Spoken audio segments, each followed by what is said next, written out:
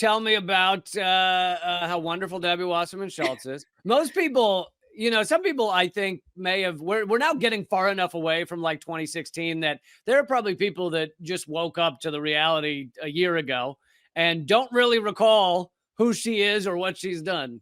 Yeah. Well, and I generally I don't like harping on her because I feel like we have enough, like I have enough that I could say this is what I am for. So let me preface this with that, but just to give people a history. Yep. Debbie has been our congressperson for 20 years. This would be her like 21st and 22nd years. And she, before that, was in the state house until she termed out of there. So she's been a fixture right out of school. Actually, she came right out of grad school and went right into the Florida legislature. So she's been a fixture here for years. And she takes corporate money from the most nefarious sources. So it isn't just that it's corporate money. It's everything from fracking to the military industrial complex. She used to specifically take from for-profit prison industry, but got busted with that. So now apparently doesn't, although I bet if you followed some of the law firm rabbit trails, you'd probably still find the for-profit prison industry, payday lenders. I mean, anybody you could think of. She was the Democratic Party's #1 insider trader in 22 in Congress. And she just is making money hand over fist. And what's so infuriating is these are our employees. And while they're extremely insubordinate, they are still our employees. So the fact that we're paying her salary. You're referring to how it's supposedly, ostensibly, they're supposed to represent us. Well, right. Oh, no. I know they don't represent us. I'm not saying they represent us, but they technically do work for us. Technically, they're on the payroll. But like so we're paying you whatever, 180 grand a year to do your job. But then you're also making all this other money from all these other places. And yet you keep getting to do your job, give yourself a raise, get better health care than everybody else. Claim to be, fall on your breast cancer survivor victimhood over and over and over again, but deny other women the right to health care. Take money from the alcohol industry, which is one of the major causes of breast cancer. And every little thing is just so unbelievably corrupt and nefarious about her. And I wish I could say this was just policy, but we could go there too. She has not met a war she didn't increase the budget for. She increases budgets when they're not even asked to be increased. This was one of the 12 Democrats that voted to censure Rashida Tlaib, which, regardless of your thoughts on that, as somebody who is looking at our employees being insubordinate, I find it absolutely infuriating that they're spending their time censuring each other. Like, what kind of circus is this?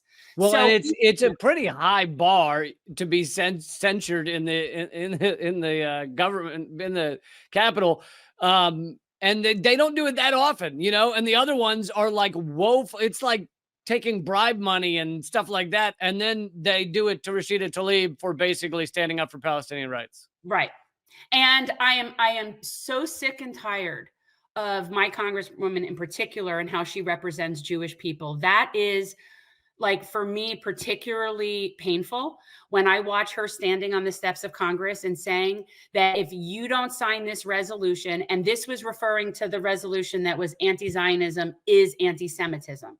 If you don't sign this revolution, then you don't have a soul. And again, I'll say it, there is no one more an expert on the soul list than Debbie Wasserman Schultz. But I just, like, that is not helping. That is fostering anti-Semitism and Islamophobia simultaneously, that's a talent in and of itself. And I don't want this person representing me for so many reasons, but on policy, we're different on everything, but I support a woman's right to choose. And we both like the LGBTQIA community. Those are the only two things she and I have in common. Yeah, and many of the things you've already mentioned are some of the key things that are different between you two. And obviously right now, one of the biggest issues is this ongoing genocide that you have called out so strongly, and that she would ship more bombs to kill children right now if she could.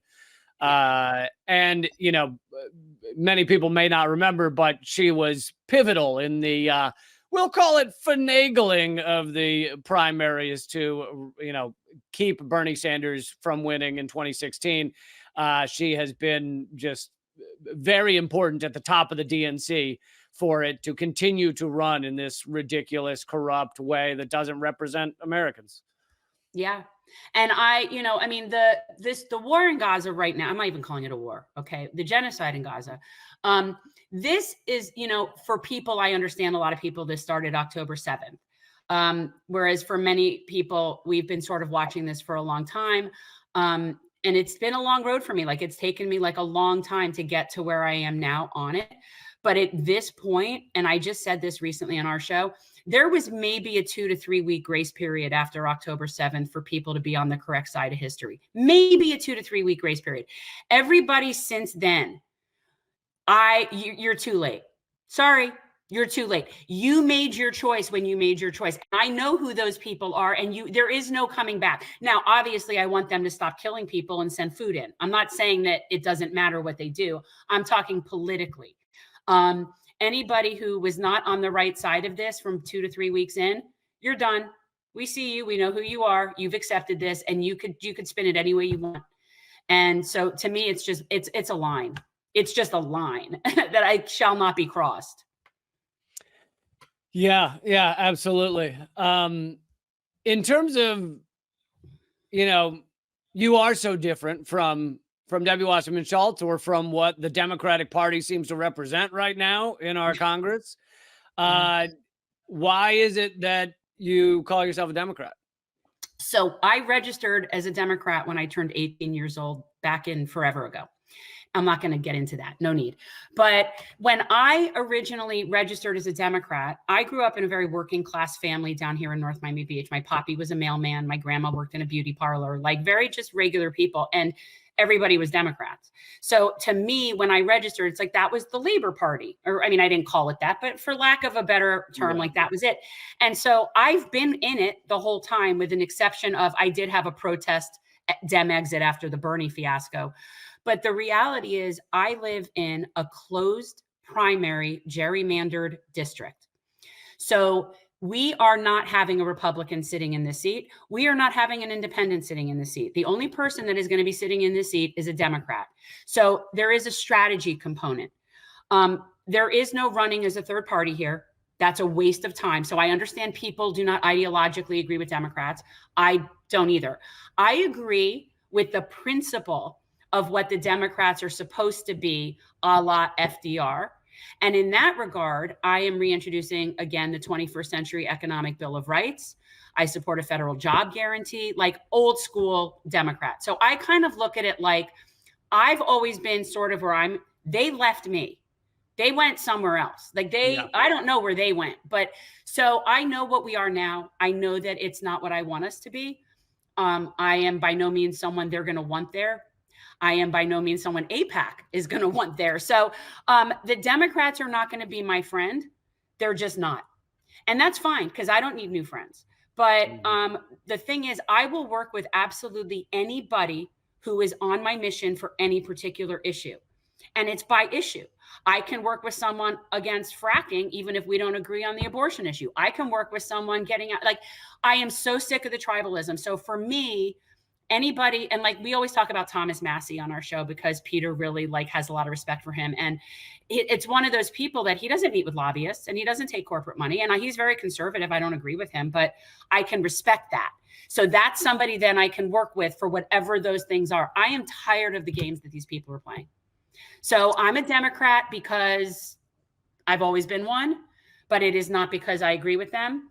But yeah, I think I'd rather have no parties. I like no parties. Yeah, I hear you. And is this your third run? Is that right? Second. Okay. So I assume in the last one you saw how tough it is and how rigged it is by money, et cetera.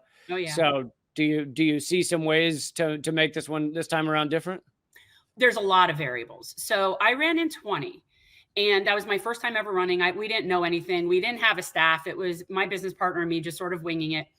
And we ended up getting close to 30% of a vote, raising $400,000 in a pandemic where we lost about 2 months of canvas time, which for a grassroots campaign is huge. So I actually felt like really proud. And I ran a service campaign. So we were doing service the whole time. So we did like a couple community gardens. We did food distributions. And I do that because that way, if we lose, I'm not wasting my time. And then we transitioned that campaign into our podcast service organization that we're doing. So the difference now, 4 more years of name recognition, 4 more years of me being in this community, canvassing for everything from women's reproductive rights to other candidates, being present at all sorts of different groups, events, being present for people that need support.